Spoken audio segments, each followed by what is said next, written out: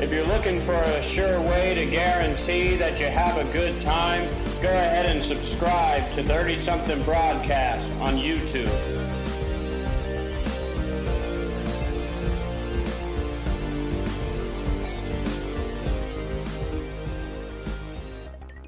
I was asking Carter if he saw the 30 for 30 on Ric Flair, man. Did you catch that? Oh, homie, of course I catched it. I watched it last night, actually.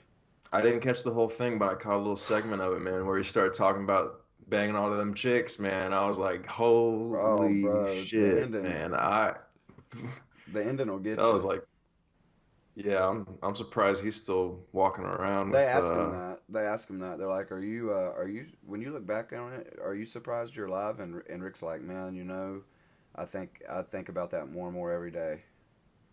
gotta be on his mind. I mean, Homie, dude, it goes into his son that OD'd in a hotel that was trying to go, be a wrestler too, and then his daughter takes like they it was from his last marriage, so it's like her real brother, not her half brother or anything, but like her real like same mother and father.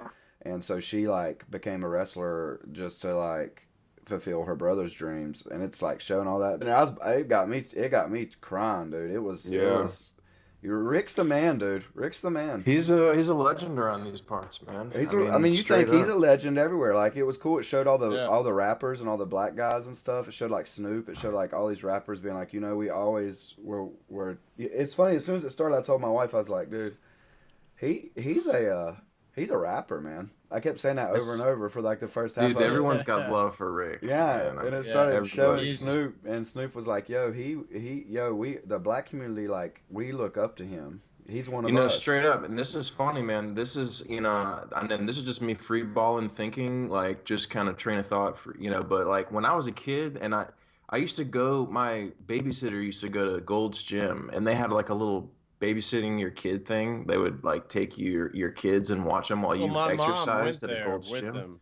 Dude, I remember spending hours at Ric Flair's Gold's Gym in Charlotte and just like watching Bill Nye the Science Guy on the VHS TV thing, and like while my babysitter was working out, or whatever. I don't know what she was doing, but my mom went to the gym there. She used to work out with Rick. She would always tell me, she'd be like, Ric Flair came in today because he owns the gym. Oh yeah. And he would work out there, and I was in this. It's funny you said that. I was in the same situation as Blake, because sometimes I'd go with her, and if I didn't like it when I was older or something, I would just be sitting in the car. But I used to go to that daycare too. That's so crazy. Dude, the claws of Ric Flair, man, they reach into your childhood. You don't even know it, but they're there. Like, oh, I've seen him at the gym, like, before, like, because you can't, like, he's got that golden angel hair that just like he takes over the room when he walks in. Yeah, he's Ric Flair. The shining light of diamonds. I remember hearing stories in high school of like girls, saying, "Oh yeah, I was at the club and Ric Flair rolled in and like, just popping bottles of champagne left and right, and just straight up smoking weed in the club, like tooting coke off of girls, like, just going crazy." And like, dude was like probably 55, 60 at the time, you kind of you think back and you're like, "Oh wow, Rick was, man, he was the dirty old guy, like living it up, man." But dirtiest player in the game, dude. My wife's roommates when she was in college out there worked at Cowfish, I think's what it's called, right down there. Yeah, okay. Yeah, down there by the nice down mall. South Park. Mm-hmm. Yeah.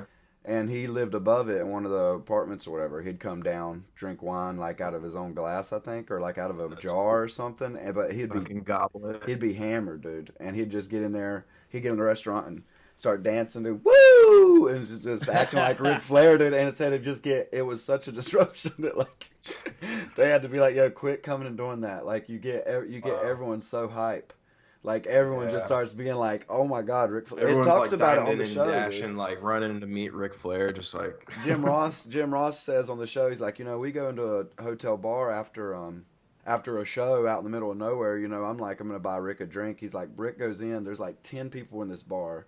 He goes up to the bartender's like, "Give me 147 kamikazes." Like, buys them, sits them out, and like starts handing out drinks to everybody and starts drinking. He says an hour later he's up on the bar dancing, and they're having a party in there, dude. And Jim's like, can we not just go and have a beer? Like, what does it always have to be like this crazy flamboyant thing? It's a good documentary. I recommend you finish it. It really comes around. I will definitely. Around. I mean, I have it TiVo'd on the TV right now. It's just waiting for me, but I was definitely gonna pick your brain a little on that one. It's nice to know you've seen it. I was hoping you'd seen it. Yeah. Oh yeah, for sure, man. You know me. I'm a huge wrestling fan, and I feel like Ric Flair touches home to everybody. As soon as I heard about it, I thought about you. Yeah, Ric Flair touches home to like everybody. That's how I feel, man. Do you like Instagram? We knew you would. Give us a follow there on the Instagram, the 30-something broadcast on Instagram.